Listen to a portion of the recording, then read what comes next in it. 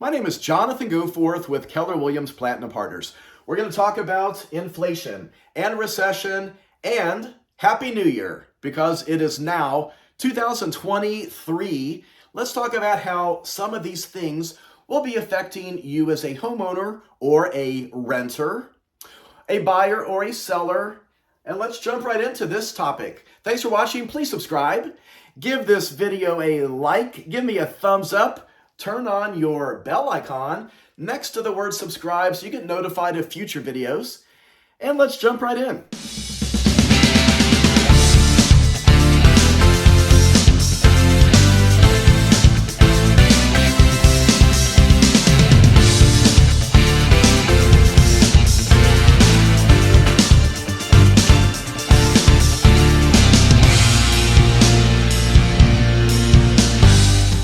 My name is Jonathan Goforth. So if you're new to my real estate channel, let me tell you a little bit about myself as we jump into this. So I've been a full-time realtor for 25 years. I'm licensed in Missouri and Kansas with Keller Williams Platinum Partners, and I've got my broker's license in Missouri. So we're going to jump into a lot of this. I've been so fortunate. I got to be listed in Forbes magazine in 3 years, 2019, 2020, and 2021 as one of the top market leaders in the country. Those articles were published by 5-star professionals, and I got to be in Fortune magazine on the top 500 list in 2021. So I have a lot of experience. My team of realtors and I, we just closed about $40 million worth of real estate last year. Happy New Year, by the way. It's January 1st. And these are supposed to be fireworks. These are not red palm trees. But please give my video a like. Give me a thumbs up anyway. Please subscribe. So I've got a couple of different things on my YouTube videos on here. I have a lot of test questions. If you're thinking about getting into real estate, you want help passing the exam, check out those. Everything else is about how to make a lot of money in real estate. Whether you want to buy a home, sell a home, you're a realtor and you want to have a better, bigger career, be a successful real estate agent, or you want to get into real estate investing. So you're going to want to subscribe because I don't have any real estate investing videos yet, but I'm going to do that. That is my goal later for 2023 is to start doing content about that because I have rental property too. And I want to share how you do that. Let's talk about inflation and a possible recession on this, how it affects you. It does. Let's talk about what's coming. I'm doing this mainly because there's an article I just saw about insurance. State Farm, many of you probably have State Farm, they announced that they have lost about $6 billion in just auto claims last year in 2022. $6 billion lost. So they are going to be having rate increases coming soon on your auto policies and also your homeowners policies. Now, State Farm's not alone in this. Every single insurance carrier is about to raise rates throughout 2023. Be watching for that. There's a couple of reasons why. Let's talk about insurance first and how that affects inflation. You know, insurance never goes down. It just never goes down. But it's about to go up quickly thanks to this rapid inflation that we're all suffering from. And the possibility of a recession coming. We're going to talk about that in a second too. Auto insurance is about to go up because auto claims are off the chart. Auto claims on a national level are at a record high also because of inflation. In many ways, if somebody's in a car crash, it's almost cheaper for the insurance company to total out your car than to fix it because of the cost of parts and the delay in getting those parts. So if they've got to get you a rental car for a long time while they wait for parts, that's also racking up on these claims.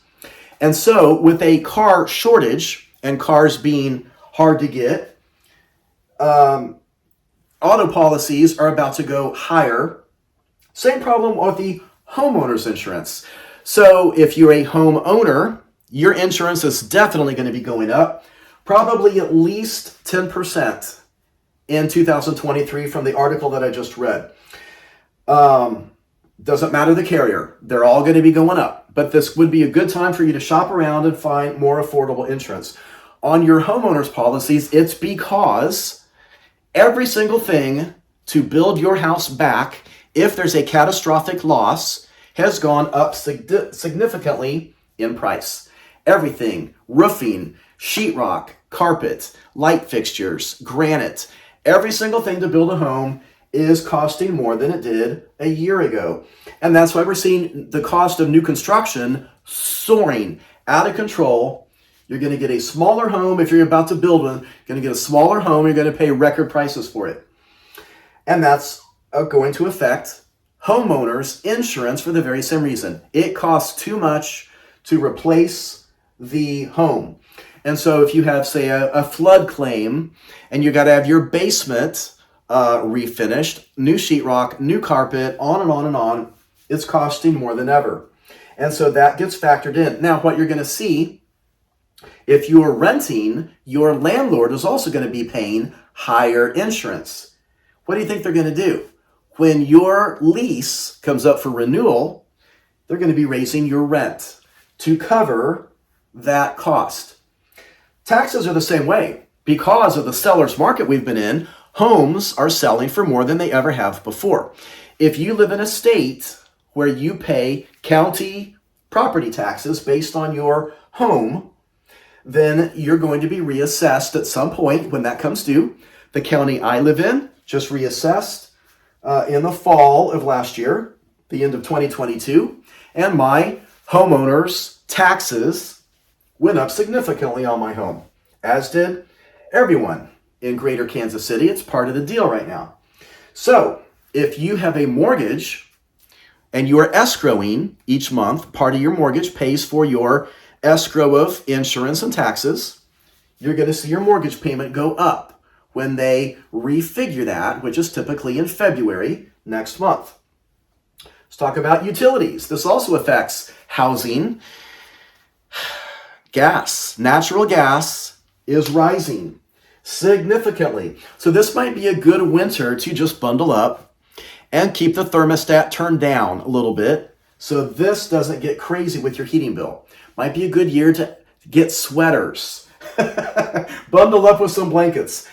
Unknown how high this could go. It depends on how cold, of a winter we have. These are all things that are being driven higher from inflation. Like, I need a new marker board. Have you looked at the cost of marker boards? They're crazy expensive. So are these pens. It's all crazy. But let's talk about a possible inflation.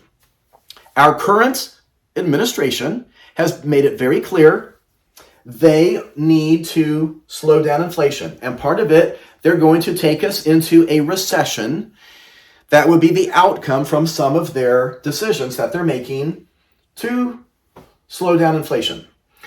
One of those things that they have done is raise interest rates significantly over the past 10 months. December of 2021, 13 months ago, interest rates on a 30-year fixed were 2 3/4%, just 13 months ago. Last month in December, rates, thank goodness, did fall a tiny bit for a mortgage, but we had hit 7 1/4. Depending on where you are in the country, 7.5 just in October and November. Now, thank goodness rates have fallen some from that, but unknown where rates are about to go. Rates could start climbing again. Rates could start going down. It just depends where we go based on the stock market, based on a global economy, and then how our administration reacts to that. Something else that makes me nervous, one of the things that our administration has said that they want to do, because the job market is so strong, everybody's hiring, it's hard for anybody to fully staff themselves. The current administration wants to make the job market not as strong. That means layoffs. They need to get unemployment higher. Now, in doing that, they're thinking that's going to fix inflation. That's going to take us into a recession. That's what a recession would be.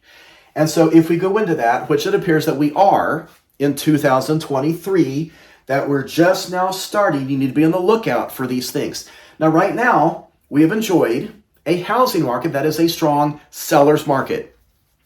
Let me show you how that works.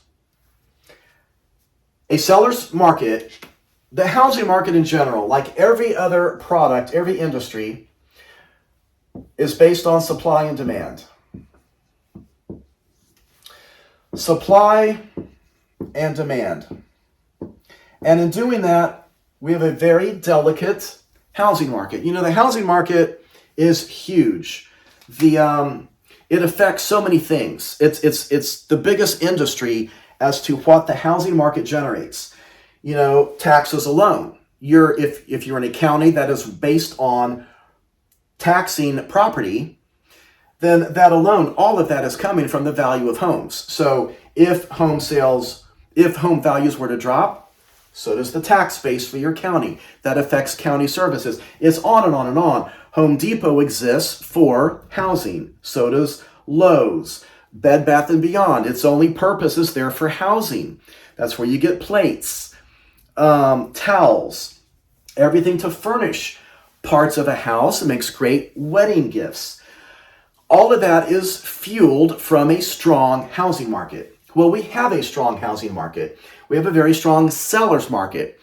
What is a seller's market? That is when the sellers have control of the market. In a strong seller's market, we have very little supply and a huge demand. Sellers have control. Very little inventory. Very few houses on the market. And that gives the seller control of that market. The buyers are at the mercy of the very few listings. You got buyers fighting over how fast they can get there to show it. Multiple offers. The seller can have whatever they want. They're probably going to sell it as is. They can have any closing date they want. And that's a strong seller's market. A buyer's market is when the buyers have control. There are very few buyers fighting, just not even fighting. There's so much supply and very little demand for it. And so a buyer can have whatever they want. And at that point, houses sit on the market. There are price reductions. The buyer comes in. The seller will do whatever that buyer wants. They'll pay their closing costs. You want to offer less? We'll take it. The buyers have control in a buyer's market. That's when there's so much supply, the buyers can just pick and choose all day long which house they want to buy. We have a strong seller's market. Right now, it's a seller's market. That's why we've been in for 2 years. Very low supply. Very low supply, very high demand. Lots and lots and lots and lots of buyers fighting over very limited, little number of listings. That's a seller's market. If we have a lot of layoffs, I hope we don't. It's the only thing that concerns me. If we have layoffs, which typically happens in a recession, then the demand will not be as strong. There won't be as many buyers. There'll be fear, and that will eliminate other buyers. There might be a lot of extra listings. Now, we haven't seen foreclosures in forever. I don't even know what a foreclosure would look like. It's been so long. But if we would get a big round of foreclosures, that would increase the supply. And these things become more in balance, and we leave our strong seller's market. We start getting closer to a buyer's market. Depending on what kind of recession we go into, could have impact. Now, with that said, the market is not going to crash. It is not going to crash. Don't believe anyone that tells you the market's going to crash. Housing market is not going to crash. We do not see anything like we saw back in 2007 and 8 and 9 and 10 and 11. It is not that kind of setup at all. When we see such tiny supply, we are operating at almost a record low supply. It is not just a low supply. It is an extreme low supply. We have a huge demand. These are very out of balance right now. Because of that, we can't have a crashed market. We would have to go into a buyer's market. These have to reverse to crash the market. They have to reverse. You have to have a ton of supply, very little demand to crash the market. That means property values tank. That's what we saw in 2008 and 9 and 10. They hit the bottom in 2010 and then we held there in a crashed market. Yes, I was a real estate agent during all this. It is not going to crash. We're only talking about a possible recession. As far as the housing market goes, it could be a correction. It won't be a big correction. It's not that big of a deal. We might see values return to where we were a year ago, maybe 2 years ago. But it is nothing like a crash. Do not think this is a crash. The housing market is going to thrive all year. In 2023, this year, housing market is going to thrive. We're going to go into a crazy good spring market because spring is our busy season. You're going to see continued huge demand. I think we're still going to see very low supply for the whole year. And if we stay like this, we stay in a seller's market. It's a great time to buy a house. If you are going to be a first-time buyer, don't keep renting. Get out of renting and buy a home. Get into home ownership. Start building wealth. Start making your payments go towards a loan to pay off an asset for you. Otherwise, if you're renting, you're just paying somebody else's mortgage. That's what you're doing. You're making somebody else wealthy at your expense if all you're going to do is rent and keep renting. Renting is great for the landlord. Now, with that said, there's going to be some opportunities, I hope, for some investment property purchases. So if you want to buy investment properties to either flip them or buy them and hold them and make them into rentals, you should do that. That's where you build wealth, long-term wealth. So subscribe to my real estate videos, please, because very soon I'm going to start making investment videos, how to buy and sell property for the purpose of making money on them, rentals and flipping. Thanks so much for watching. What you need to do, this is my advice for everyone, including myself, have 6 months of savings. That's the only thing you can do in this to control your lifestyle. Have 6 months of savings. You should always have that. It's hard to do that. Don't spend money on things you don't need unless you already have 6 months of savings. Because if these climb and you're not prepared for it in your mortgage payment or your auto insurance soars, you've got savings to pay it. If we go into a recession, and I hope none of you lose your jobs. I would hope that would never happen. I don't think that will happen, but our current administration says they need to raise unemployment. That means some people have got to lose their jobs. If that happens, you need 6 months of savings. Give yourself time to find another job. That's your nest egg that you can sit on that eliminates stress. That's my advice. Don't spend money on things you don't need. Don't go to Starbucks as often. Try to eat at home more cheaper. Don't go out fast food as much. Save money until you get this. That's what you do anytime you think there's a possible recession coming. Thanks for watching. Please subscribe.